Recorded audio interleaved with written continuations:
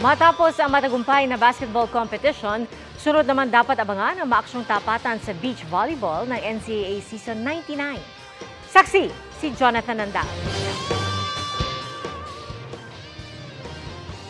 Declare Season 99 Beach Volleyball Tournament officially open. Halos 100 atleta mula sa 10 NCAA schools ang kalahok sa pagbubukas muli kanina ng taunang NCAA Beach Volleyball Tournament. Ang bago ngayong Season 99, ang pagbabalik ng ikatlong dibisyon ng torneo, ang Junior Division.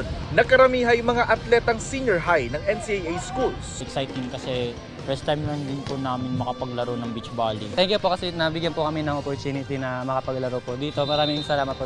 Ito po yung pangarap namin na sana po magtuloy-tuloy lang po yung pangarap po namin. It's a sign of returning back to normal. A bigger and better NCAA. Sa Subic Bay ulit ang venue ng NCAA Beach Volleyball na nakakaambag raw sa turismo rito. Nakatulong po kaya ang NCAA sa amin. Kaya may utang na loob din po kami sa inyo for choosing Subic Bay as the venue. Maraming salamat po. Defending champion sa men's division ng University of Perpetual Health System Delta at sa women's division naman ay ang Colegio de San Juan de Letran. Bukas po ito sa publiko at pwedeng manood ng libre mula ngayon hanggang sa araw ng Linggo, January 28 dito sa Sandcourt ng Subic Bay Freeport. Mula Subic, Zambales para sa GMA Integrated News, Jonathan Nandal, inyong saksi.